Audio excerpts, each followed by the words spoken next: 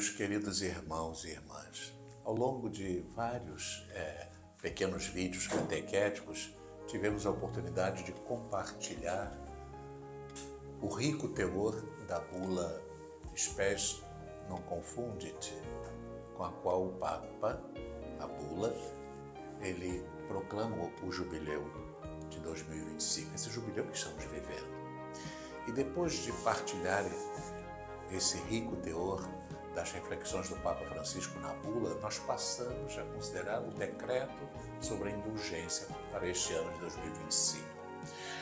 E recordávamos que o decreto emanado pela Penitenciaria Apostólica, nos seus 3 primeiros parágrafos, que poderíamos dizer parágrafos introdutórios, faz uma conexão com a bula Spes non confundit.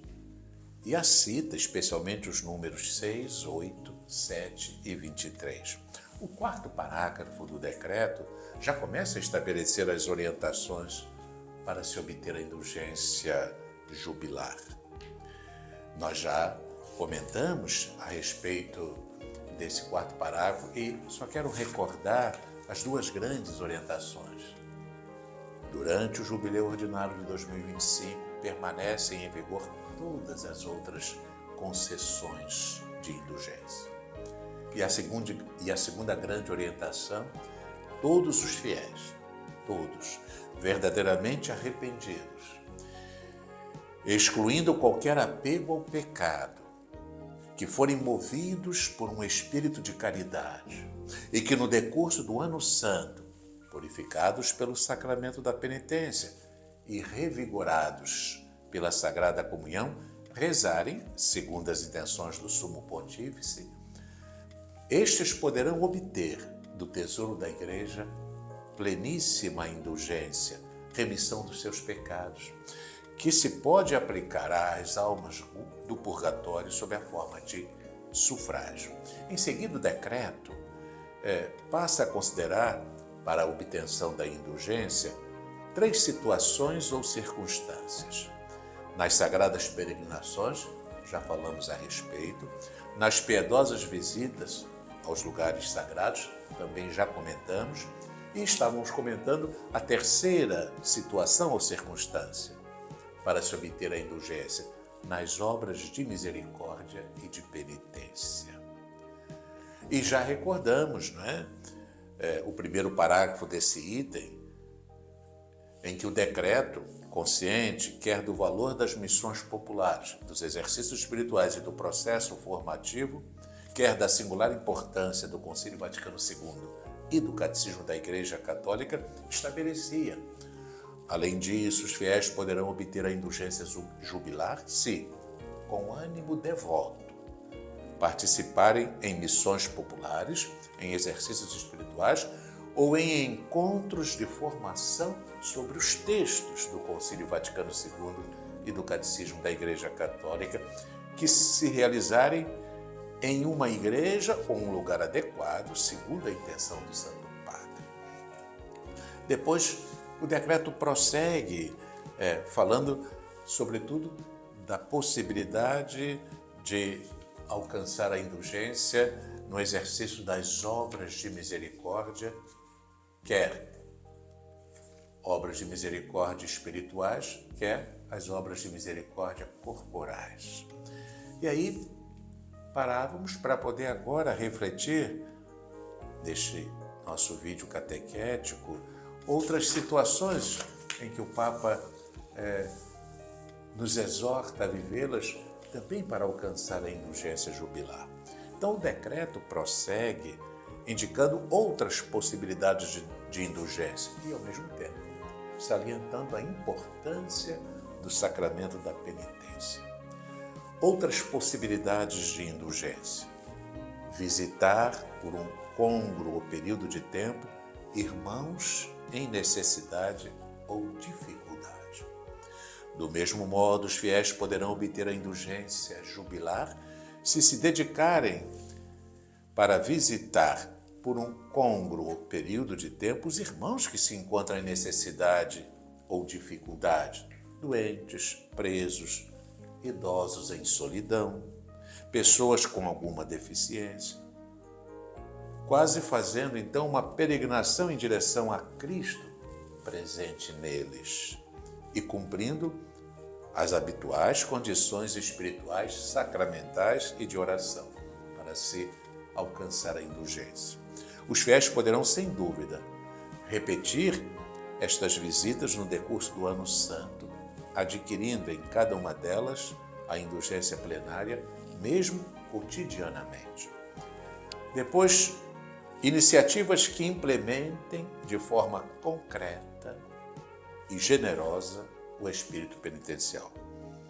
A indulgência plenária, jubilar, também poderá ser obtida mediante iniciativas que implementem de forma concreta e generosa o espírito penitencial, como a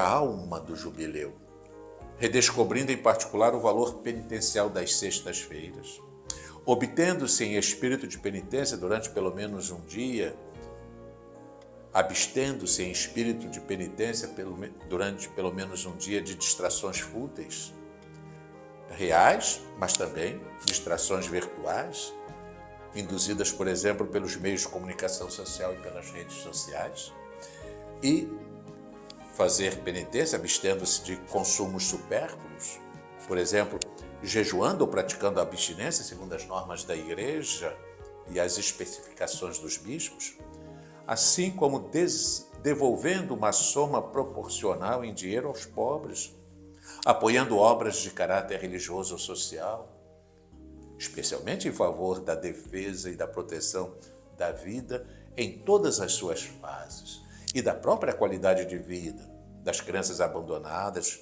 dos jovens em dificuldade, dos idosos necessitados ou sós, dos migrantes de vários países que deixam a sua terra à procura de uma vida melhor para si próprios e para suas famílias.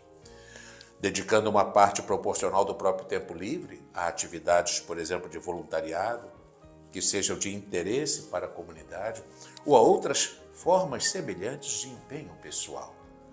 Então, são iniciativas que implementam de forma concreta e generosa o espírito penitencial. Depois, o Papa fala também da bênção papal com a indulgência plenária que lhe é anexa. Todos os bispos diocesanos, recorda o decreto da penitenciaria apostólica, todos os bispos diocesanos ou eparquiais e aqueles que pelo direito lhes são equiparados, no dia mais oportuno deste tempo jubilar, por ocasião da celebração principal na catedral e nas igrejas jubilares individuais, poderão conceder a bênção papal com a indulgência plenária anexa a essa bênção papal, que pode ser obtida por todos os fiéis que recebem tal bênção nas condições habituais exigidas para obter as indulgências. Aí o Papa passa a falar do sacramento da penitência auricular, da confissão auricular, da importância desse sacramento, para que o acesso ao sacramento da penitência e a consecução do perdão divino, através do poder das chaves, seja pastoralmente facilitado, os ordinários locais são convidados a conceder aos cônegos e aos sacerdotes que nas catedrais e nas igrejas designadas para o Ano Santo puderem ouvir as confissões dos fiéis, as faculdades limitadamente ao foro interno, como se indica, para os fiéis das igrejas orientais e, no caso de uma eventual reserva, o cano 727, excluídos, como é evidente, os casos considerados no cano 728, parágrafo 1º. Ou seja, para os fiéis da Igreja Latina, as faculdades indicadas na legislação da Igreja. Os sacerdotes são exortados a uma generosa disponibilidade e dedicação ao sacramento da penitência. Os sacerdotes que porventura acompanharem ou se unirem a peregrinações jubilares, por mandato do Santo Padre, eles dispõem o decreto, por mandato do Santo Padre, dispõe que os sacerdotes que acompanhem ou se unam a peregrinações jubilares fora da própria diocese possam valer-se das mesmas faculdades que lhe foram concedidas na sua própria diocese pela autoridade legítima. Faculdades especiais serão concedidas pela penitenciaria apostólica aos penitenciários das basílicas papais romanas, aos cônegos penitenciários ou aos penitenciários diocesanos instituídos em cada uma das circunscrições eclesiásticas. Então, sacerdotes que acompanham ou se unem a peregrinações jubilares é alargada as concessões que já lhe foram concedidas em suas dioceses. Depois, confessores, como é que se situarão? Como situar-se os confessores diante de pecados aos quais esteja anexado uma reserva ou censura? Aqui também a penitenciaria apostólica alarga. Os confessores, depois de terem amorosamente instruído os fiéis acerca da gravidade dos pecados aos quais estiver anexada uma reserva ou uma censura, determinarão, com caridade pastoral, penitências sacramentais apropriadas, de modo a conduzi-los o mais possível a um arrependimento estável e, segundo a natureza dos casos, a convidá-los à reparação de eventuais escândalos e danos. E aos bispos se pede que eles tenham o cuidado de explicar claramente as disposições e princípios que estão propostos neste decreto da penitenciaria apostólica. É o que eu tenho procurado, de alguma forma, fazer ao longo dessas catequeses. E, queridos irmãos e irmãs, Deus a todos abençoe e o Senhor nos proporcione sempre viver com grande intensidade de mente, de coração e de afeto esse ano jubilar. E agora quero, tendo concluído, só fazer uma breve referência à semana que está para se iniciar, a nossa Semana Santa. No domingo de Ramos, a celebração da Paixão do Senhor, a procissão de Ramos e, atenção, queridos irmãos e irmãs, e a nossa oferta, a nossa coleta de solidariedade, fruto da nossa penitência ao longo desse tempo quaresmal. E depois nós vamos ter, aqui em nossa igreja diocesana, a bênção dos Santos Óleos, a chamada Missa do Crisma, né? Onde os sacerdotes fazem a renovação das suas promessas sacerdotais e onde são abençoados os Santos Óleos, né? E confeccionado o óleo do Crisma, né? Com o perfume, o óleo dos enfermos, o óleo dos catecúmenos. E este ano vamos percorrer as nossas regiões pastorais. Na segunda-feira, na periferia, lá na Igreja do Pilar, na terça-feira, na região pastoral de São João de Meriti, ali na paróquia de Coelho da Rocha, Nossa Senhora da Conceição, e na quarta-feira, aqui junto à região pastoral Caxias Centro, aqui na nossa catedral. E aí, na quinta-feira, iniciamos o Tríduo Pascal. A missa vespertina da Ceia do Senhor, a Sexta-feira Santa, a adoração da Santa Cruz, a Paixão do Senhor proclamada segundo o Evangelho de João, sempre na Sexta-feira Santa, porque na perspectiva de João, ali se abre já para a glorificação do Senhor. João relata a Paixão do Senhor dizendo: chegou a hora em que o Filho do Homem vai ser glorificado. E aí, na tarde de sábado, na noitinha de sábado, na noite de sábado, a Vigília Pascal. Vamos viver intensamente o Tríduo Pascal.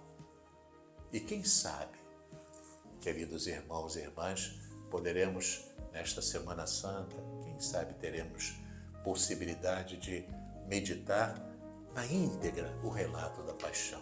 Porque na celebração é um relato digamos, sintetizado, né? Mas quem sabe?